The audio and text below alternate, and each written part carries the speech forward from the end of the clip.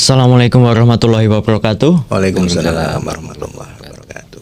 Teman-teman, kembali lagi di Opsiku, obrolan seputar solusi dan inovasi Kabupaten Kulon Progo. Selamat pagi dan salam sejahtera bagi kita semua. Pada kesempatan kali ini teman-teman, di Opsiku ini kita akan bersama-sama berbincang-bincang terkait dengan kelola sampah agar sampah tidak menjadi masalah. Karena yang kita tahu juga banyak daerah pada saat ini yang darurat sampah karena sampah tidak terkelola dengan baik dan dengan berwawasan lingkungan. Maka dari itu, kesempatan kali ini juga telah hadir dua narasumber yang sangat luar biasa yang akan menemani kita berbincang-bincang terkait sampah. Karena sampah saat ini juga sedang menjadi isu yang hangat di Indonesia.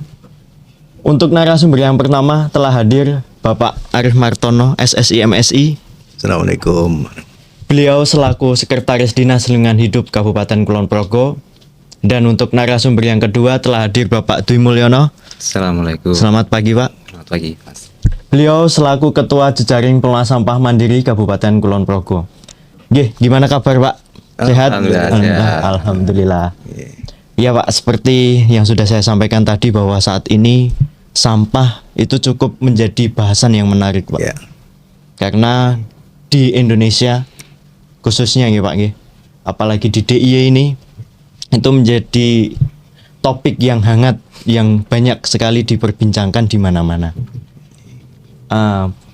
Mungkin pada kesempatan yang pertama ini Pak, kesempatan kali ini kita mulai dulu dari sebenarnya Pak, saya ingin tahu sampah itu sebenarnya apa Pak, dan seperti apa toh sampah itu kok saat ini bisa menjadi perbincangan yang sangat hangat Pak.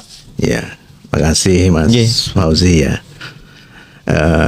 Bapak Ibu sekalian, para pemirsa Opsiku, obrolan seputar solusi dan inovasi Kulon Progo. Sampah yang kita lihat sehari-hari adalah, kalau terminologi dari undang-undang, adalah sisa dari kegiatan sehari-hari manusia dan atau proses dari alam sendiri yang kemudian berbentuk padat. Di undang-undangnya begitu, yang berbentuk padat. Nah, tentu kita sudah tahu semua bahwa setiap hari kita pasti menghasilkan sampah dari kegiatan atau aktivitas kita sehari. Bahkan juga di alam juga secara alamiah juga ada sampah, misalnya daun yang gugur dan sebagainya, ranting yang patah dan sebagainya. Tentu ini perlu kita tangani bersama ya, apalagi Kulon Progo ke depan yang kita tahu dengan adanya beberapa aktivitas ekonomi yang mungkin akan berkembang dengan pesat. Contoh dengan keberadaan bandara, kemudian berkembangnya hotel, restoran, horeca, hotel, restoran, kafe dan sebagainya. Pasti ini akan menambah volume sampah di Kulon Progo. Oleh karena itu sampah ini harus kita kelola. Dan sesuai undang-undang memang dalam Pasal 12 Undang-Undang Nomor 18 tahun 2008 itu dinyatakan bahwa memang setiap orang itu punya kewajiban untuk mengelola sampah dan menangani sampah yang dihasilkan, tetapi ada ketentuannya sesuai dengan wawasan lingkungan. Jadi tidak boleh juga sembarangan dalam mengelola ini. Intinya begitu Mas.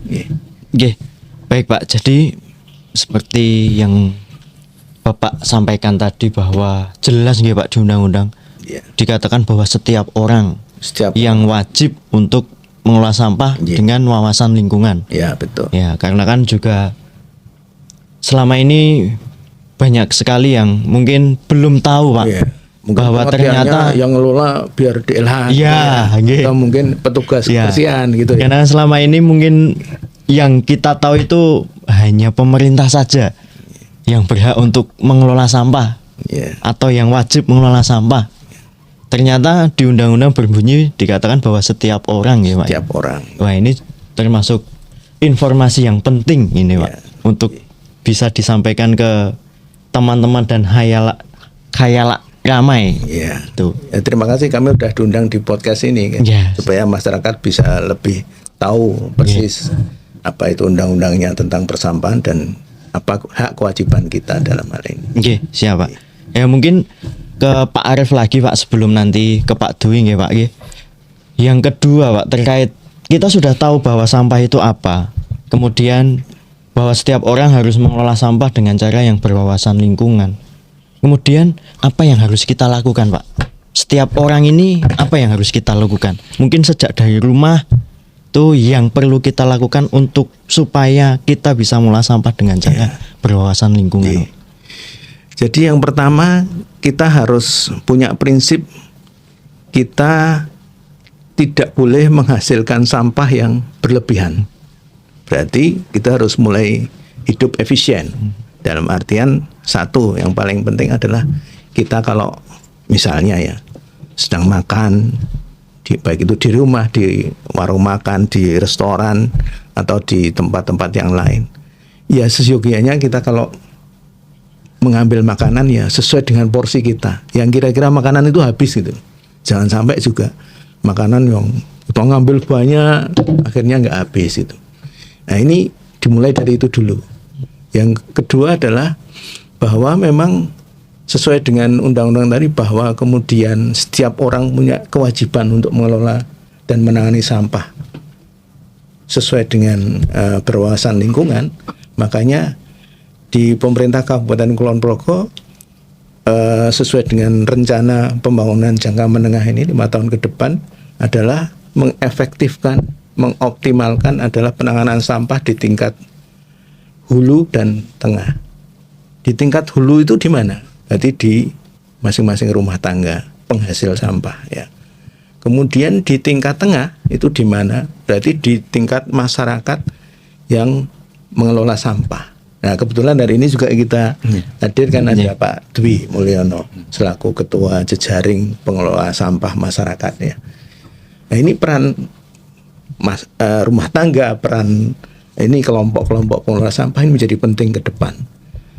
Harapannya karena supaya sampah yang dihasilkan dari seluruh masyarakat Kulon Progo ini tidak semuanya masuk ke TPA di Kulon Progo karena juga ada keterbatasan dalam hal kapasitas TPA itu. Mungkin itu Mas. Oke, menarik juga ini Pak terkait dengan kelompok pengelola sampah. Mungkin saya langsung ke Pak Dwi Pak. Ya. Seperti yang tadi sudah disinggung oleh Pak Arief Pak terkait dengan kelompok pengelola sampah. Mungkin sejauh ini Pak peran dari kelompok pengelola sampah terkait dengan penanganan atau pengelolaan sampah di Kulon Progo ini sudah sejauh mana Pak? Jadi kami izin matur saya dari JPSM itu mewakili rekan-rekan dari JPSM. Kami berjejaring pengelola sampah mandiri ini. Kami terdiri dari beberapa kelompok masyarakat, di mana kelompok masyarakat itu mengelola sampah itu baik dari KSM, kemudian ada TPS 3R, kemudian dari PSM juga bank sampah. Nah sejauh ini kita memang kita bagus membantu penanganan sampah ini di Kabupaten Kulon Progo ini. Kita berjejaring, kemudian kita melakukan pertemuan untuk JPSM itu tiap bulan kita pengurus melakukan pertemuan, kemudian juga ada pertemuan seluruh anggota JPSM yang ada di Kulon Progo. Jadi kami saat ini menampung aspirasi ataupun baik itu di kelompok masyarakat itu kami berjejaring, kemudian kami di situ kita membuat mekanisme bagaimana sampah-sampah yang dikelola itu bisa dikelola bersama itu. Jadi kami memang saat ini fokus pada penanganan sampah low value, artinya sampah yang para pelosok-pelosok itu tidak mau ambil, tapi kita berusaha untuk menangani sampah-sampah yang kurang laku jual tadi, seperti sampah-sampah beling, kemudian kain, kemudian ada styrofoam. Itu kita bareng-bareng sama teman-teman relawan untuk kita kumpulkan bersama. Kemudian kita menjalin hubungan dengan off-taker yang ada di luar kabupaten. Itu kita kumpulkan sampah-sampah itu melalui titik-titik kumpul yang ada di kelompok masyarakat itu. Jadi sementara ini di Kulon Progo kita ada titik kumpul 4 ya. 4 titik. Itu yang pertama ada di Dadi Resik itu bank sampah induk Dadi Resik yang ada di Triharjo, kemudian bank sampah induk Duawar, kemudian bank sampah Bunda Mandiri, serta ada TPS 3R Sampurna Arsih. Nah, itu kami mengumpulkan sampah-sampah tersebut, kemudian kita kirim ke luar kota. Itu selama ini yang kita upayakan itu. Oke Pak, ini Pak, berarti semua kelompok pengolah sampah itu masuk ke dalam JPSM ya Pak ya? Iya, harapannya seperti itu. Jadi memang kita menampung semua sehingga nanti bisa kita memudahkan untuk mengkoordinasi. Oh iya, mungkin sedikit mundur ke belakang Pak, sedikit mundur ke belakang. Mungkin banyak dari teman-teman juga yang belum mengetahui terkait JPSM ini Pak. Iya. Mungkin bisa dijelaskan JPSM ini apa sih Pak? Iya. Dan apakah hanya ada di Kulon Progo atau ada di DIY saja atau ada di seluruh Indonesia? Iya. Mungkin Pak Dwi bisa menjelaskan Pak. Iya, terima kasih. Jadi JPSM ini adalah jejaring pengelola sampah mandiri. Ini memang satu-satunya yang ada di DIY JPSM ini, karena kita punya istilahnya dari masing-masing kabupaten kita punya kepengurusan, dan untuk DIY itu memang diketuai oleh Bapak Bambang Suwerda, itu salah satu staf Kementerian Lingkungan Hidup, itu ketua DIY. Kemudian masing-masing kabupaten kota kita punya kepengurusan juga. Nah, itu memang kegiatan kami itu adalah menampung aspirasi ataupun kendala-kendala yang ada di masing-masing unit bank sampah, bank sampah unit yang ada di masyarakat. Baik itu, dan di dalamnya di JPSM itu tidak hanya bank sampah saja, tapi ada KSM, kemudian ada TPS 3R, kemudian PSM dan bank sampah seperti itu. Wah, sangat menarik Pak terkait JPSM ini. Tadi juga Pak Dwi mengatakan bahwa kita sudah bisa menjual sampah-sampah yang low value. Ya. Seperti itu ya Pak ya. Berarti bukan hanya sampah-sampah yang mungkin sudah banyak kita kenal seperti botol plastik itu kan. Iya. Mungkin mudah ya Pak untuk dijual. Iya. Berarti seperti styrofoam pun juga sudah bisa ya Pak? Iya, betul. Oh iya. Pak Arif mungkin Ya. dari Pak Dwi tadi sudah menjelaskan terkait dengan JPSM, kelompok pengelola sampah, kemudian di dalamnya ada bank sampah, ada TPS 3R. Nah, mungkin Pak, peran pemerintah ini Pak untuk memperkuat di tengah ini Pak, untuk memperkuat kelompok-kelompok pengolah sampah ini seperti apa Pak? Jadi kami memandang teman-teman JPSM ini sebagai garda depan Ya. yang terkait dengan pengelolaan sampah di Kulon Progo ya, pada khususnya saat ini. Dan ini menjadi sebuah penyemangat kami dari sisi tupoksi gitu, Dinas Lingkungan Hidup, untuk mengatasi sampah di Kulon Progo. Tentu dalam hal ini kami selalu menggandeng JPSM dalam setiap kegiatan, baik itu terkait dengan sosialisasi, kemudian peningkatan kapasitas dari kelembagaan itu sendiri, dari teman-teman JPSM, maupun nanti kelompok-kelompok yang mungkin baru ya Pak Dwi ya, akan muncul ya di Kulon Progo. Karena ini sesuai dengan apa yang menjadi program prioritasnya Pak Bupati Kulon Progo sekarang dan Pak Wakil Bupati, bahwa di setiap kelurahan nanti akan terbentuk minimal satu bank sampah induk yang akan kemudian bisa terbentuk tadi yang disampaikan Pak Dwi, unit-unit di tingkat padukuhan dan sebagainya. Jadi itulah kemudian yang kita coba akan selalu mengoptimalisasi kegiatan-kegiatan dari setiap kelompok pengelola sampah, agar tadi itu sebetulnya sampah itu bisa bernilai berkah ya Pak Dwi ya. Jadi konsepnya begitu, jangan sampah menjadi barang yang masalah ya Pak? Masalah Ya, tapi betul. kalau bisa sampah itu menjadi berkah gitu. Ya, jadi yang tidak bernilai tadi atau nilainya selama ini mungkin kurang diperhatikan, dianggap tidak bernilai, tapi kemudian bisa diolah lagi menjadi sesuatu barang yang bernilai tinggi gitu. Yeah. Nah, ini memang kami akan selalu mensupport kegiatan-kegiatan dari teman-teman JPSM, dan tadi pokoknya kita akan membentuk sebanyak-banyaknya kelompok pengelola sampah di tingkat kelurahan agar masalah sampah bisa teratasi di tingkat hilir dan tengahnya. Ya, ya Pak. Pak Arif tadi juga mengatakan bahwa DLH selalu mendorong JPSM dan melakukan pendampingan selalu serta bersinergi dengan JPSM ya Pak. Dan mungkin dari JPSM sendiri Pak, itu kan sejauh ini itu sudah banyak sekali sampah-sampah yang mungkin dijual. Nah, mungkin juga teman-teman pengen tahu sampah yang dijual oleh JPSM ini larinya kemana Pak, tulisan Pak? Iya. Kan ini juga menjadi mungkin masyarakat yang belum tahu ini, terus apakah sampahku dibuang sembarangan? Itu kan banyak ketakutan masyarakat seperti itu Pak. Iya. Ya, mungkin Pak Dwi bisa menjelaskan Pak. Iya, sedikit saya jelaskan. Jadi kami JPSM ini memang terus berusaha bagaimana kita mencari kerjasama partner-partner supaya sampah ini bisa terdistribusi atau sampai kepada pengelola selanjutnya seperti itu. Jadi kami mengupayakan bagaimana kami menjalin kerjasama off-taker yang bisa menerima sampah-sampah tersebut. Jadi selama ini memang sampah yang sekiranya memang mudah dijual itu ya seputar saja yang menerima, seperti lapak-lapak dan sebagainya.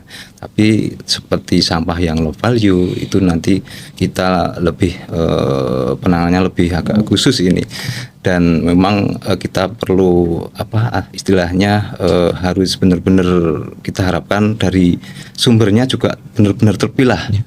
Jadi harapannya jangan sampai sampah itu basah, tapi keadaannya harus kering juga, karena off-taker juga punya standar-standar untuk menerima seperti itu. Dan banyak off-taker di luar Kulon Progo yang kita rangkul sebagai untuk kerjasama seperti itu. Iya, cukup menarik perbincangan tadi ya Pak Agi. Mungkin untuk melanjutkan perbincangan yang lebih hangat lagi Pak, mungkin kita break terlebih dahulu Pak, break sebentar untuk ya sekedar ice breaking lah Pak ya. Karena kayaknya kok semakin ke depan perbincangannya semakin menarik seperti itu. Oke, mungkin kita break terlebih dahulu Pak. Oke.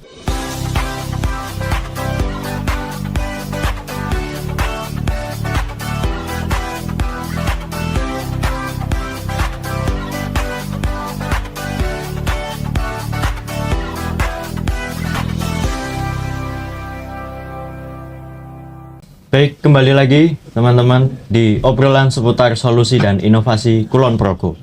Setelah mungkin sedikit kita break sebentar, kemudian untuk kali ini kita lanjutkan berbincang-bincang kembali bersama dengan dua narasumber yang sudah hadir pada kesempatan kali ini. Oke Pak, mungkin langsung saja Pak. Tadi dari Pak Dwi sudah menyinggung bahwa sampah yang bisa dikelola atau bisa dijual itu bukan hanya sampah yang mungkin bervalue tinggi, tapi juga sampah yang bervalue rendah Pak. Nah, mungkin juga dari JPSM nantinya juga bisa sangat membantu Pak itu kepada kelompok-kelompok pengelola sampah yang ada di tengah untuk bisa menyalurkan sampahnya seperti itu. Nah, mungkin ini Pak Arif, bahwa ketika sampah tidak terkelola dengan baik, dan kemudian di sini juga DLH sudah dibantu dengan JPSM juga untuk penjualan sampah-sampah yang low value. Kami juga ingin tahu Pak, apabila sampah itu tidak terkelola dengan baik, dampaknya itu seperti apa Pak? Ya, yang jelas kalau sampah itu tidak terkelola, artinya seluruh sampah ini nanti diangkut dan dibuang ke TPA. Ya sudah, TPA kita mungkin dalam jangka waktu 1 tahun sudah bisa penuh. Nah, kalau penuh ya yang terjadi seperti daerah-daerah yang lain. Kemudian lingkungan menjadi sangat tercemar gitu. Terlebih kan kementerian juga sudah mengeluarkan surat keputusan ya, dari seluruh kabupaten kota itu hampir bisa dikatakan 75% kabupaten kota menghadapi darurat sampah ini. Apakah kita pengen ya? Tapi ternyata dari keputusan kementerian itu Kulon Progo termasuk yang tidak masuk di darurat sampah. Alhamdulillah. Jadi pengelolaan sampah yang ada di Kulon Progo ini sudah diakui, artinya terkelola dengan baik dan benar. Nah, tentu ke depan untuk mengantisipasi hal-hal yang tadi saya sampaikan di awal, perkembangan baru perekonomian di Kulon Progo, kemudian juga pembangunan yang akan semakin pesat. Ada lagi nanti sekolah rakyat ya di Kulon Progo. Tentu ini perlu kita lebih semangat lagi untuk mengelola sampah di Kulon Progo dengan lebih baik lagi.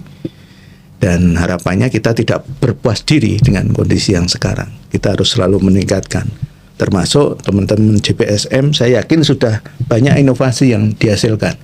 Jadi teman-teman JPSM ini saya lihat sudah bisa membuat satu produk yang kalau bagi masyarakat itu kemarin ketika masih menjadi sampah itu tidak mempunyai nilai, sekarang sudah bisa bernilai. Contohnya Pak Dwi ini kayaknya kelompoknya sudah bisa membuat kursi dari ban bekas ya. Luar biasa. Ini hal-hal kayak gini yang harus kita munculkan di Kulon Progo.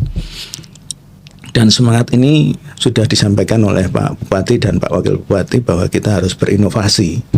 Nah, tentu kami dorong teman-teman JPSM untuk selalu berinovasi terhadap produk-produk yang bisa dihasilkan dari pengelolaan sampah yang dilakukan. Tentu keprihatinan kita saat ini memang terkait dengan angkut buang ke TPA itu. Makanya kemudian tugas dari DLH adalah memastikan bahwa TPA kita tidak cepat penuh gitu ya. Artinya tadi makanya kemudian kita mendorong tumbuhnya kelompok-kelompok pengelola sampah di tingkat masyarakat yang sampahnya bisa mempunyai value, bisa diolah lagi, bernilai tambah gitu terutama bagi masyarakat. Itu jadi nanti yang dibuang ke TPA tinggal residu akhir saja yang memang betul-betul tidak bisa dikelola. Mungkin itu Mas ke depan. Dan ini sesuai dengan juga kita lakukan simultan, tidak hanya melalui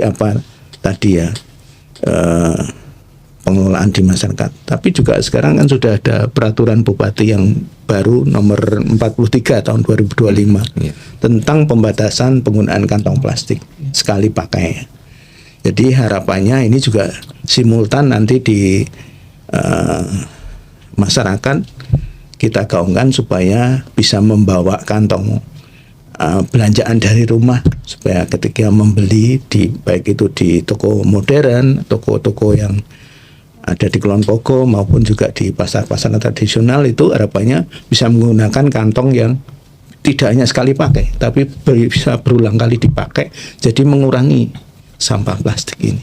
Karena kita tahu sampah plastik itu terurainya hampir bisa 100-an tahun baru bisa terurai. Ya ini yang kita lakukan bersama, dan tentu ini menjadi concern dari pemerintah Kabupaten Kulon Progo untuk bisa mengurangi sampah plastik di masyarakat. Tadi Pak Arief juga sudah mengatakan terkait dengan Perbup nomor 43 tahun 2025 ya Pak ya, tentang baru, ini masih baru, pembatasan penggunaan kantong plastik. Tadi sudah dijelaskan oleh Pak Arief sedikit terkait dengan Perbup tersebut. Nah mungkin yang ingin saya tahu Pak, Perbup itu ditujukan kepada siapa Pak? Dan mungkin apa latar belakang dari munculnya Perbup 43 tahun 2025 ini Pak?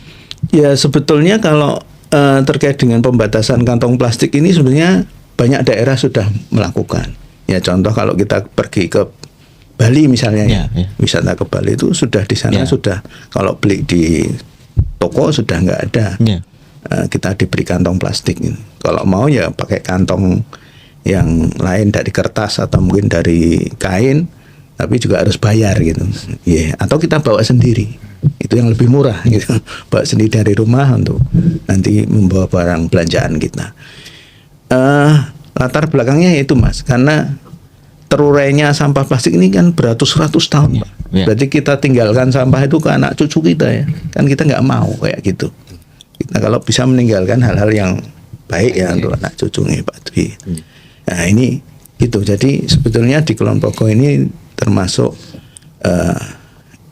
ini kita daerah lain juga sudah melakukan beberapa tahun yang lalu, tapi kita tegaskan lagi kita di Kulon Progo, dan ini masih dalam tahap sosialisasi Mas. Jadi artinya kita mensosialisasikan ke seluruh masyarakat baik yang di perkotaan maupun pedesaan untuk bisa yaitu tadi tidak menggunakan kantong belanjaan dari plastik.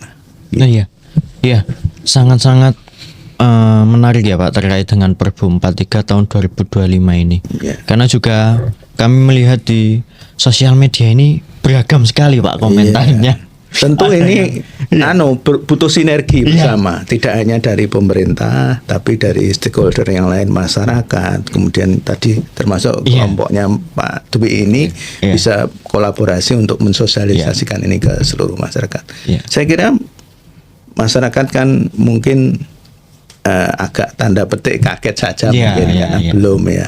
belum terbiasa, tapi lambat laun saya yakin dengan terbiasa dan pengetahuan masyarakat terhadap lingkungan kan semakin besar ya. Akhir-akhir ini banyaknya kejadian mungkin pencemaran lingkungan dan sebagainya kan, masyarakat akhirnya jadi melek terhadap aspek lingkungannya. Saya kira ini juga menjadi hal yang baik. Sebenarnya dampaknya sangat-sangat positif ya Pak ya Iya. ketika Iya. Perbu 43 tahun 2025 ini dilaksanakan, karena seperti mungkin Pak Arief dan Pak Dwi tahu selama ini juga kantong-kantong plastik itu bersebar di mana-mana Pak. Betul ya. Dan juga banyak yang mungkin masih dibakar juga. Iya. Nah kita mungkin dari bapak-bapak ini juga, apalagi terkait Pak Arief yang berada di pemerintah, untuk berusaha mengajak partisipasi masyarakat ya Pak, Iya. untuk terlibat langsung dalam pengelolaan sampah yang berwawasan lingkungan. Nah mungkin Pak Dwi terkait dengan Perbu 43 tahun 2025 ini Pak, bagaimana tanggapan dari JPSM dan apa langkah-langkah JPSM untuk mendukung Perbu ini Pak? Ya. Seperti itu. Iya, terima kasih. Jadi kami mewakili kelompok masyarakat tentunya menyambut positif ya Perbu 43 ini. Karena masyarakat dibiasakan untuk mengurangi sampah plastik, terutama kantong plastik kresek gitu ya. Nah ini kan masyarakat harus dibiasakan, dengan adanya Perbu itu masyarakat nanti akan terbiasa mengurangi sampah plastiknya, seperti itu Mas. Jadi kita sebetulnya ini tidak mudah ya Pak untuk merubah perilaku. Ya, harus bertahap. Harus bertahap ya Pak, kan? Tidak mudah. Dan kita. terus-menerus harus Iya. disampaikan terus Namun ke masyarakat. Namun ini tantangan kita nanti kita kelompok masyarakat juga akan berupaya bersinergi dengan pemerintah, memberikan sosialisasi, edukasi bagaimana dampak sampah plastik ini. Termasuk nanti sebenarnya di kantor-kantor, mestinya kantor-kantor juga ngurangi sampah plastiknya gitu. Jangan hanya masyarakatnya. Oh iya, gitu, ya. semuanya ya Pak ini. Ya, misalnya kalau ada tamu ya diupayakan yang tidak menimbulkan sampah plastik. Nah. Gitu. Pakai bungkusnya dari daun. Jadi kita kembali ke zaman nenek moyang dulu ya. Iya, iya. Bungkusnya dari daun pisang, Iya. daun jati, daun apa itu mangkokan Iya. gitu kan. Kan jadi teringat sambil nostalgia. Iya Pak. Karena memang kalau dulu tuh sampah tidak se-booming ini Pak. Karena mungkin yang seperti Bapak tadi sampaikan bahwa barang-barang yang digunakan itu organik-organik semua dan mudah terurai. Dengan saat ini kan sebaran plastik itu sudah sangat-sangat Iya. banyak Pak. Seperti itu. Dia tadi juga Pak Dwi sudah ngendiko juga terkait dengan bagaimana dukungan dari JPSM terkait Perbu 43 ini, dan tadi juga Pak Arief sedikit mention bahwa perkantoran juga harus Pak. Iya. Berarti Ya, kita kan- Perbu ini tidak hanya untuk masyarakat saja tapi Iya, untuk semua. untuk semua elemen ya Pak ya. Ya, Iya. semua elemen di Kulon Progo. Iya. Dan saya yakin sepakat semua elemen karena ini kita harus meninggalkan hal yang baik untuk anak cucu kita. Iya, betul Pak. Karena sampah ini juga kalau tidak terkelola dengan baik ya contohnya sudah banyak sekali Pak. Contoh-contoh negatifnya. Ya mungkin Pak Dwi, JPSM ini tadi juga menaungi seluruh bank sampah dan TPS 3R. Tentunya dengan hadirnya Perbu 43 tahun 2025 ini juga mempermudah dari bank sampah dan TPS 3R dalam mengelola sampah. Betul begitu atau tidak Pak? Karena kan sampah mungkin sampah yang nantinya masuk ke kelompok pengelola sampah ini menjadi sedikit dan sampah yang punya nilai jual tinggi juga bisa gampang untuk dijualnya gitu Pak. Oke.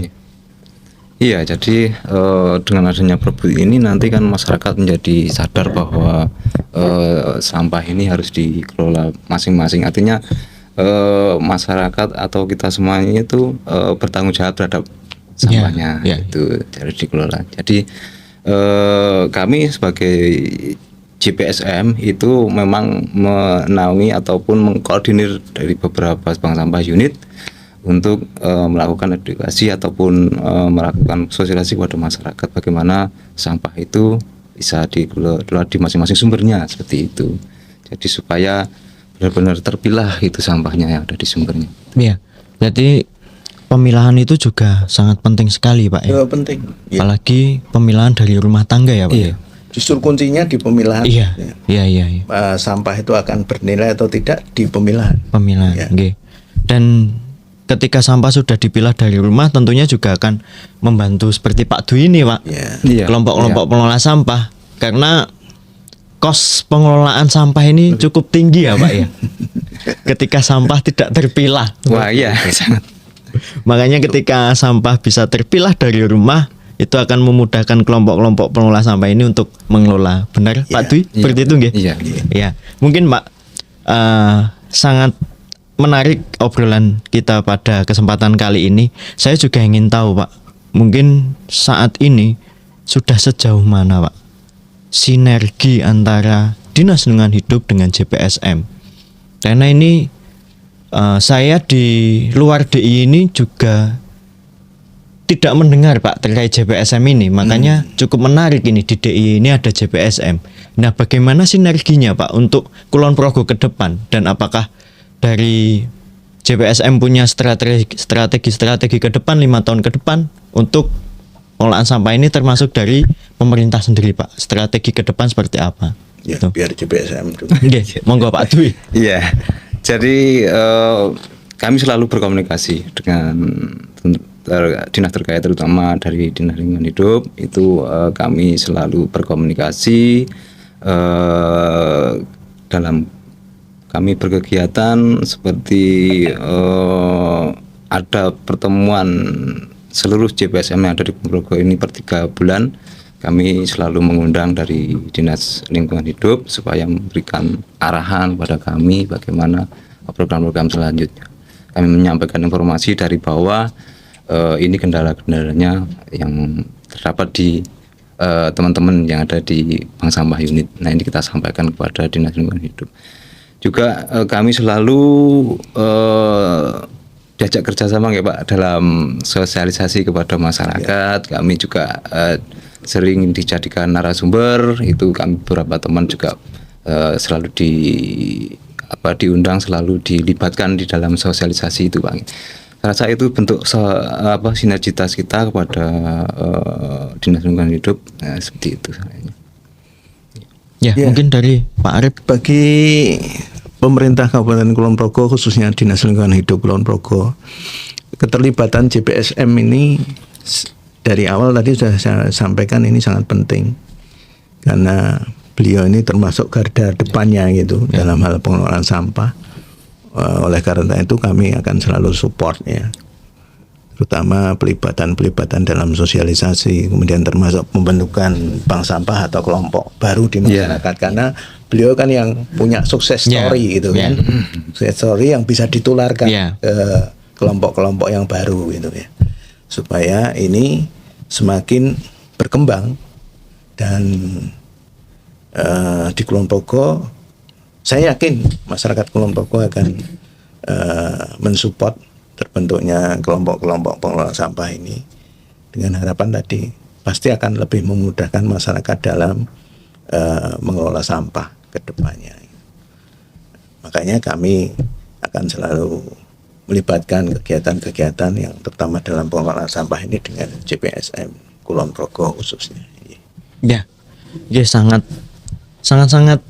menarik Pak sinergitas antara Dinas Lingkungan Hidup Kabupaten Kulon Progo dengan JPSM ini. Iya. Ya, tadi seperti yang saya sampaikan bahwa mungkin tidak semua daerah punya Pak sinergitas seperti ini.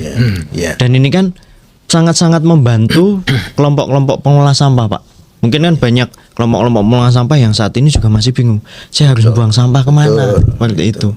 Nah, hadirnya DLH dengan JPSM ini, sinergitas yang hadir dari DLH dan JPSM ini kan sangat-sangat membantu Pak dari kelompok pengelola sampah ini untuk bisa berkembang ke depannya Pak, seperti itu. Nah, mungkin Pak, ini mungkin pertanyaan terakhir dari kami Pak. Harapan Bapak dari selaku pemerintah dan Pak Dwi mungkin dari JPSM, harapan terkait dengan pengelolaan sampah di Kabupaten Kulon Progo ini ke depannya seperti apa Pak? Dari kami Dinas Lingkungan Hidup Kulon Progo mengharapkan bahwa yang utama adalah masyarakat, dalam hal ini rumah tangga, itu bisa melakukan pengelolaan sampah dengan baik, yaitu apa? Melakukan pemilahan dulu. Jadi mana yang ini organik, mana yang anorganik, tolong dipilah dulu.